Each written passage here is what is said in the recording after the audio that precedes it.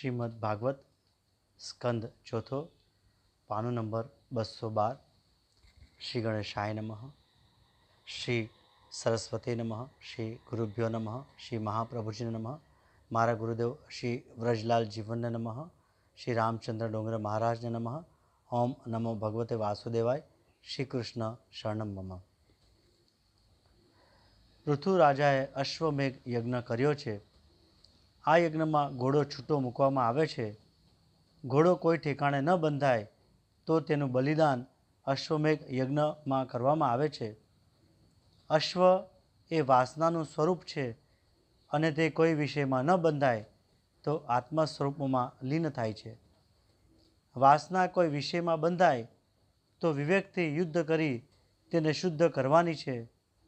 આ યજ્ઞમાં ઇન્દ્રે વિઘ્ન કર્યું, તે ઘોડાને લઈ જાય છે। તે યજ્ઞમાં અત્રિ મહારાજ બેઠા હતા।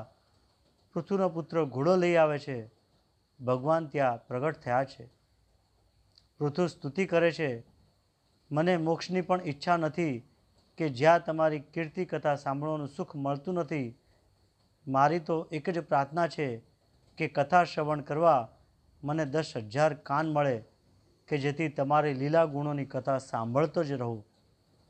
પૃથ્વીએ માગ્યું છે, એક ચરણની સેવા લક્ષ્મી કરે, એક ચરણની સેવા હું કરું।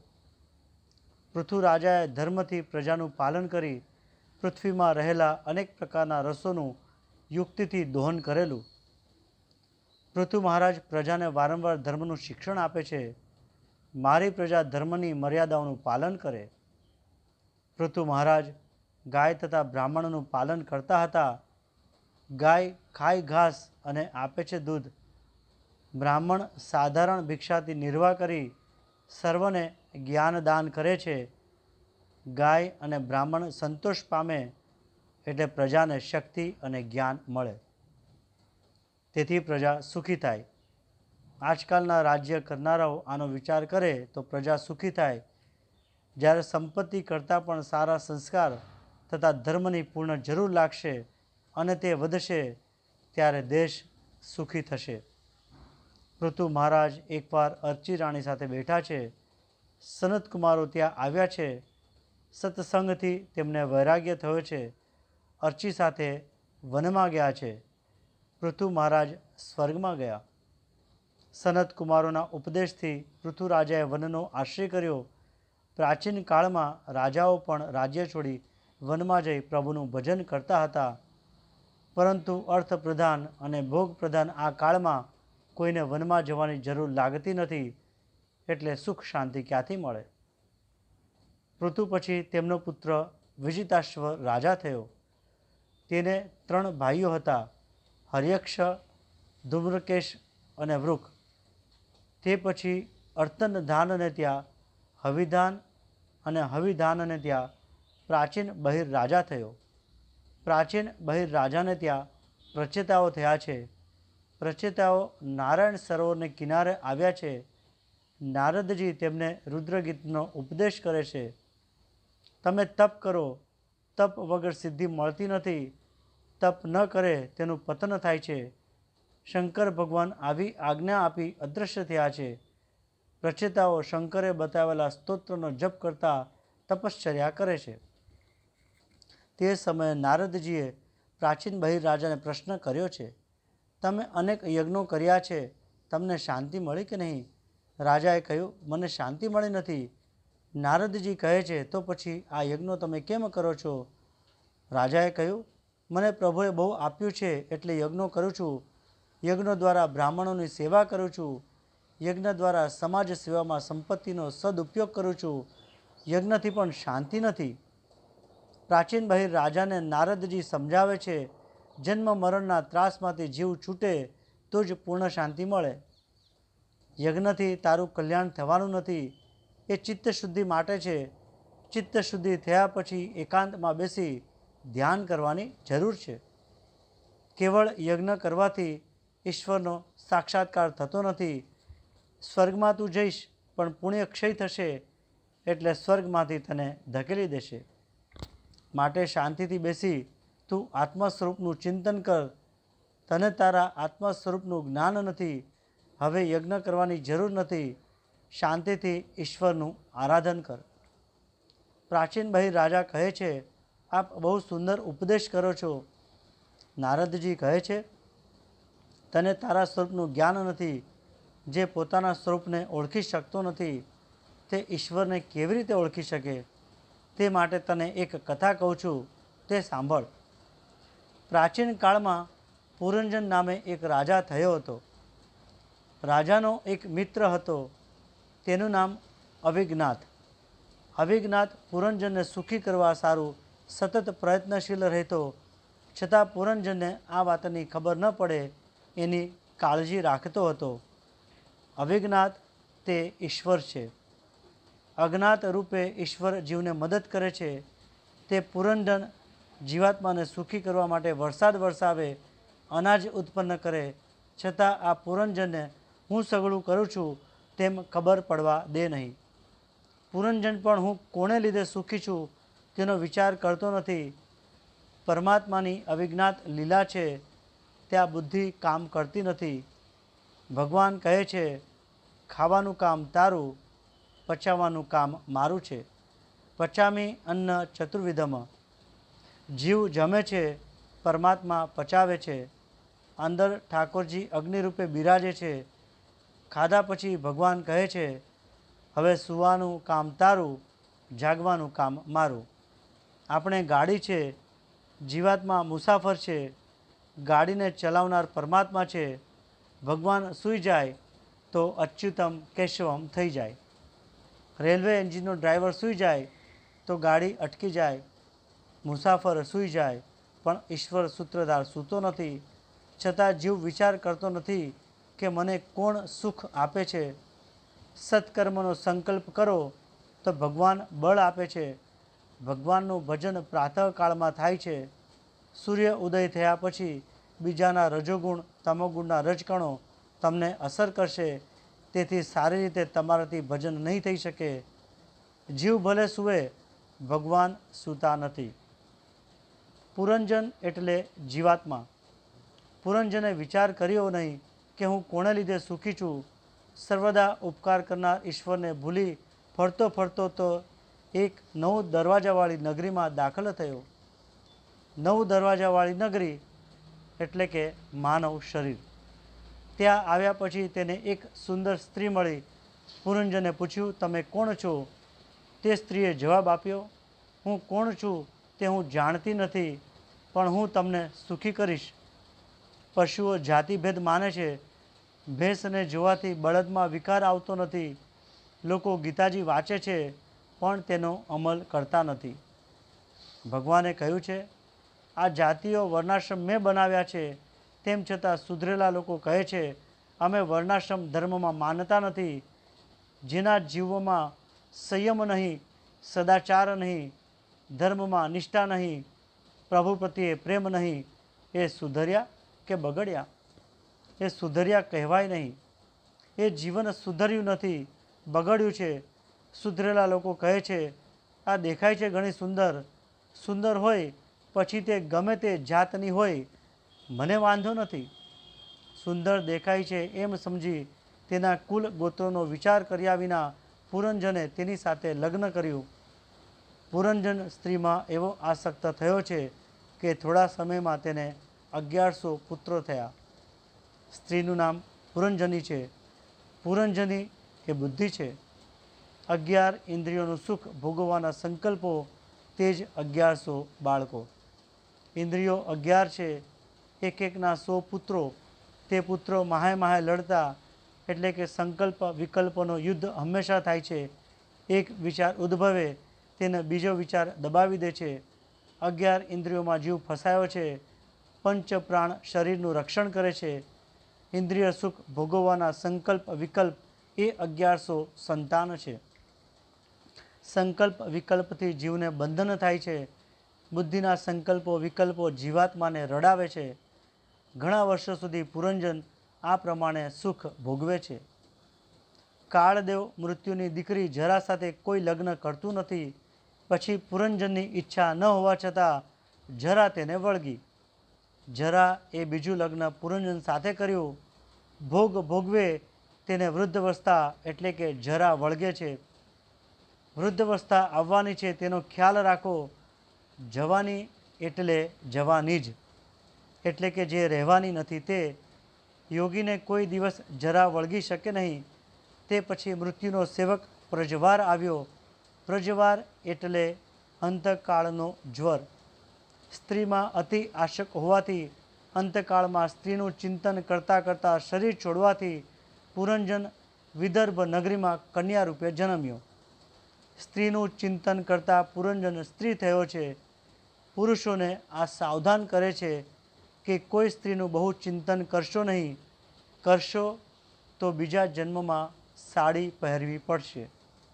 કોઈ ધણી થશે, છોકરાઓ થશે, અનેક ઉપાધિઓ છે, તેનો વિચાર કરતાં પણ કંપારી છૂટે છે. પુરંજન પુરુષ હતો પણ સ્ત્રીનું વારંવાર ચિંતન કરતો હતો, તેથી બીજા જન્મમાં તે સ્ત્રી થયો છે. એવું નથી કે કોઈ કાયમના માટે પુરુષ અને કોઈ કાયમના માટે સ્ત્રી. વાસના પ્રમાણે આ જીવના શરીર બદલાય છે. બાલ્ય અવસ્થામાં તથા વૃદ્ધાવસ્થામાં સત્કર્મો કરેલા હતા. યુવાનીમાં જ પાપ કરેલું, તેથી પુણ્યના પ્રતાપે વિદર્ભ દેશમાં એટલે કે એક બ્રાહ્મણ ઘરમાં કે જ્યાં દર્ભનો વિશેષ ઉપયોગ થાય એવા કર્મકાંડી બ્રાહ્મણને ઘેર પુરંજનનો કન્યા રૂપે જન્મ થયો. મર્યાદા ધર્મનું પાલન કરતાં કરતાં દ્રાવિડ દેશના પાંડ્ય રાજા સાથે લગ્ન થયા. કર્મ કરતાં કરતાં ચિત્ત શુદ્ધિ થઈ. પછી દ્રવિડ દેશના રાજા સાથે લગ્ન થયું.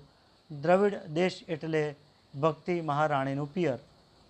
પાંડ્ય રાજા એટલે ભક્ત પતિ સાથે લગ્ન થયા. કર્મ કરતાં કરતાં ચિત્ત શુદ્ધિ થાય તો ભક્તિ કરી શકે છે. લોકો માને છે કે ભક્તિ માર્ગ સહેલો છે, પરંતુ ભક્તિ માર્ગ અતિ કઠણ છે. મર્યાદા ધર્મનું પાલન કર્યા વગર ભક્તિનો ઉદય થતો નથી. ચિત્ત શુદ્ધિ થયા વિના ચિત્તમાં ભક્તિનો ઉદય થતો નથી. જ્ઞાન એ પરમાત્માનો અંદર અનુભવ કરવા માટે છે. ભક્ત પતિ સાથે લગ્ન થયા પછી એક કન્યા અને 7 છોકરાઓ થયા. પહેલી કન્યા થઈ. કન્યા એટલે કથા શ્રવણમાં રુચિ, સત્સંગમાં રુચિ. આ પ્રમાણે ભક્તિનો જન્મ થયો. તે પછી 7 પુત્રો થયા. 7 પુત્રો તે ભક્તિના 7 પ્રકાર છે: શ્રવણ, કીર્તન, સ્મરણ, પાદસેવન, અર્ચન, વંદન, દાસ્ય થયા. એટલે કે 7 પ્રકારની ભક્તિ સિદ્ધ થઈ. ભગવાનના નામ, રૂપ, ગુણ, પ્રભાવ, લીલાનું કાનથી શ્રવણ, મુખથી કીર્તન અને મનથી સ્મરણ કરતાં અનુક્રમે શ્રવણ, કીર્તન અને સ્મરણ ભક્તિ સિદ્ધ થયા. ભગવાનની સેવા કરવાથી અર્ચન ભક્તિ સિદ્ધ થઈ. ભગવાનની મૂર્તિને વંદન કરવાથી વંદન ભક્તિ સિદ્ધ થઈ. 7 પ્રકારની ભક્તિ મનુષ્ય પ્રયત્ન કરવાથી પ્રાપ્ત કરી શકે છે. પરંતુ 8મી સખ્ય અને 9મી આત્મનિવેદન ભક્તિ પ્રભુ જેના ઉપર કૃપા કરે છે તેને મળે છે. શ્રવણાદિ 7 પ્રકારની ભક્તિ સિદ્ધ કર્યા પછી એકવાર પતિનું મરણ થયું. એમ જાણી દુઃખી થયેલી તે કન્યાને પરમાત્માએ સદગુરુ રૂપે આવી બોધ કર્યો. ભક્તિના 7 પ્રકારો સિદ્ધ થયા પછી પરમાત્મા સખ્યનું દાન કરે છે, આત્મનિવેદનનું દાન કરે છે. એટલે જે મિત્રને અવિજ્ઞાતને આ જીવ માયાથી ભૂલી ગયો હતો તે સદગુરુ તરીકે આવ્યા. એટલે કે તે અવિજ્ઞાત રૂપે પરમાત્મા ત્યાં આવ્યા અને બ્રહ્મ વિદ્યાનો ઉપદેશ કર્યો કે તું મને છોડીને ગયો, મારાથી વિખૂટો પડ્યો અને 9 દ્વારવાળી નગરીમાં રહેવા ગયો, ત્યારથી દુઃખી થયો છે. તું તારા સ્વરૂપને ઓળખ. લૌકિક સુખમાં મનુષ્ય એટલો ફસાયેલો રહે છે કે તે આત્મ સ્વરૂપનો વિચાર કરતો નથી. તત્ત્વમસી, તું મારો મિત્ર છે, મારો અંશ છે, મારું સ્વરૂપ છે. તું સ્ત્રી પુરુષ રૂપ નથી. તું મારા સામું જોતો ખરો. પુરંજન પ્રભુ સન્મુખ થયો. જીવ બ્રહ્મનું મિલન થયું. જીવ કૃતાર્થ થયો. રાજા, તું જ પુરંજન છે. તું અનેકવાર સ્ત્રી થયો, અનેકવાર પુરુષ થયો, તો પણ તને તૃપ્તિ થતી નથી. હજુ જગતમાં કેટલું ભટકવું છે. પરમાત્માનો આશ્રય કરી પ્રભુનું ચિંતન કરતાં પ્રભુના સ્વરૂપમાં લીન થઈશ તો તું કૃતાર્થ થઈશ. ભક્તિમાળમાં અમરદાસજીની કથા આવે છે.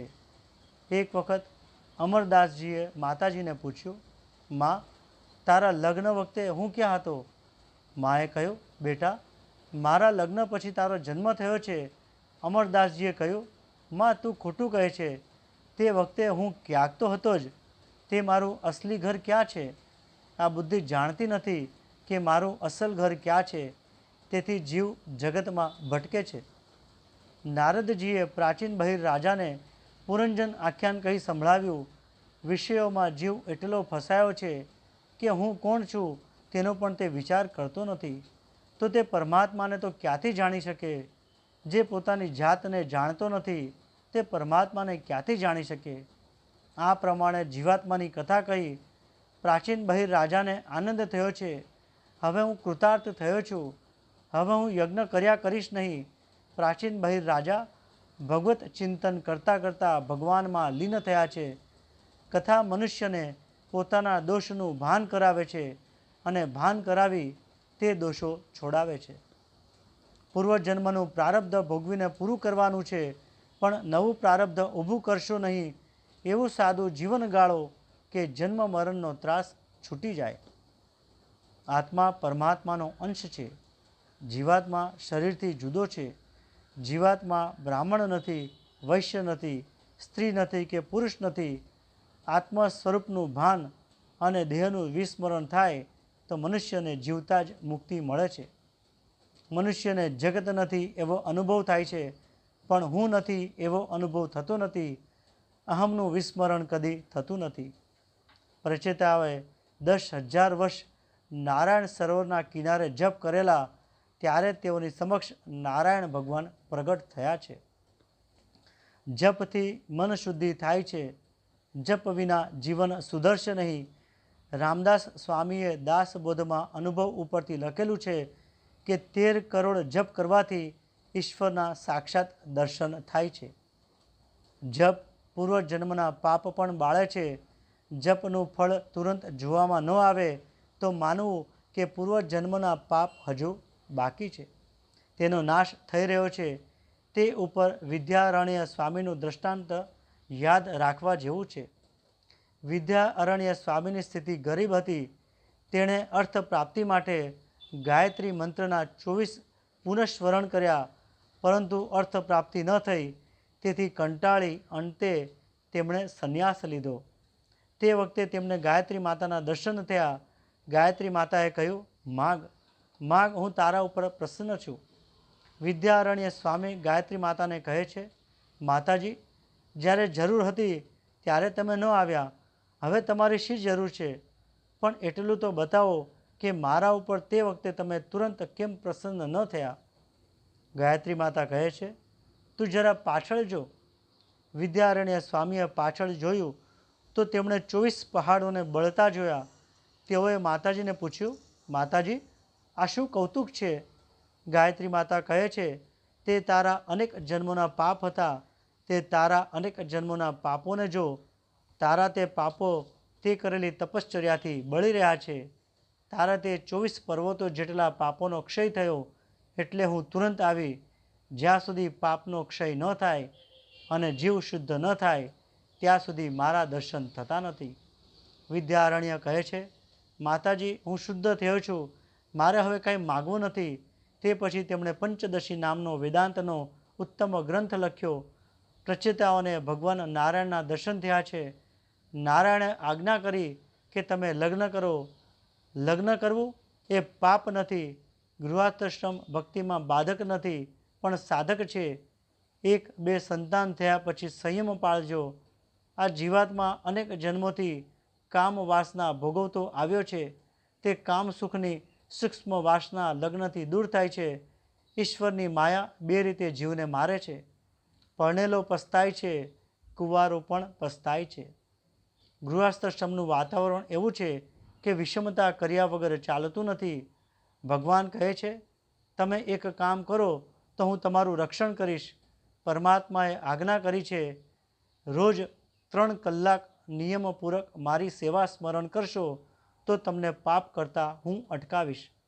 એક આસને બેસીને 3 કલાક ભગવત સ્મરણ કરે તેને ભગવાન પાપ કરતાં અટકાવે છે.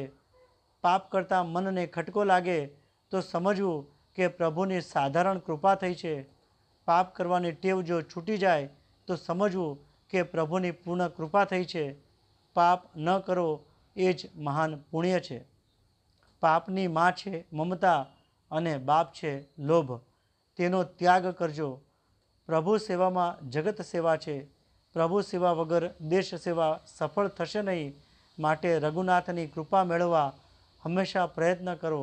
કારણ જીતને તારે ગગન મેં ઉતને શત્રુ હોય, जिसपे કૃપા રઘુનાથ કી બાલન બાકા હોય.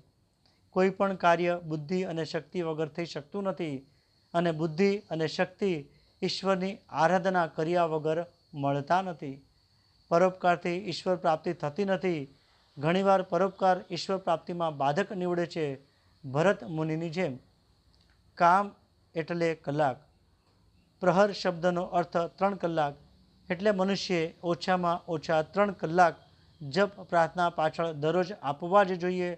ભગવાન તમારી પાસે સંપત્તિ માગતા નથી પણ સમય માગે છે. તેમને માટે સમય કાઢવો જોઈએ. મનુષ્યના દુઃખનું કારણ તેનો સ્વભાવ છે. સ્વભાવને સુધારવો કઠણ છે. તીર્થ સ્નાનથી વિષ્ણુ યાગ કરવાથી સ્વભાવ સુધરતો નથી. પરમાત્માના ધ્યાન જપથી સ્વભાવ સુધરે છે. અનેક જન્મથી આ જીવ પાપ કરતો આવ્યો છે. તે પાપની આદત ભગવાનના નામના જપથી આખરે ભગવત કૃપા થવાથી છૂટે છે. ગૃહસ્થોને પ્રચેતાઓના ચરિત્રના બોધ આપ્યો છે. ભગવાન કહે છે 3 કલાક તમે મારી પાછળ આપો, તે પછી 21 કલાક હું તમારું ધ્યાન રાખીશ. પાપ કરતા હે જીવ હું તને અટકાવીશ. જે પુરુષો ભગવત દર્પણ બુદ્ધિથી કર્મો કરે છે અને જેઓનો સમય મારી કથા વાર્તામાં પસાર થાય છે તેઓ પછી ગૃહસ્થાશ્રમમાં રહે તો પણ ઘર તેમને બંધનનું કારણ થતું નથી. આ સંસારમાં તેઓ ફસાતા નથી અથવા આ સંસાર તેમને ફસાવી શકતો નથી. બાકી તે સિવાય તો ગૃહસ્થાશ્રમમાં કામાસક્તિ વધે છે, અર્થ આસક્તિ વધે છે. સંતતિ અને સંપત્તિ દરેકને પૂર્વના પ્રારબ્ધ કર્મ અનુસાર મળે છે. તેથી તેમાં મનુષ્યએ હર્ષશોક કરવો નહીં. તેની ચિંતા છોડી ભગવત ભજનમાં લાગી જવું. મન શુદ્ધ થાય ત્યારે જ જાણજો કે ઈશ્વરની કૃપા થઈ છે. બાકી મનુષ્યની વૃત્તિ એરણની ચોરી કરી સોયનું દાન કરવાની હોય છે. એવી વૃત્તિ હોય તો છોડવી જોઈએ અને સમલોષ્ટાશ્મ કાંચન માટી પથ્થર અને સોનું સમાન છે તેવી દ્રષ્ટિ કેળવવી જોઈએ. રાંકા બાકા જેવો વૈરાગ્ય કેળવવો જોઈએ. અહીં આ કથાને વિરામ આપું છું. કૃષ્ણાર્પણ.